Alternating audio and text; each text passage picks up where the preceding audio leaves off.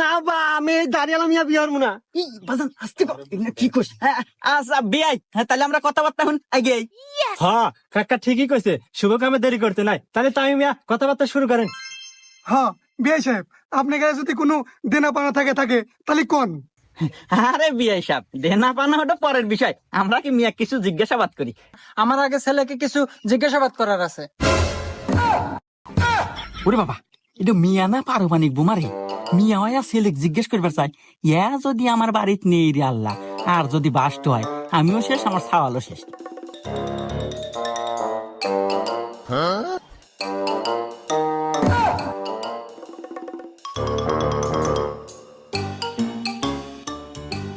এ বিয়াই, এ মিয়া তো দেখতেছি বেদব। এ মিয়া মানুষ আর বিড়ি খাবো কে?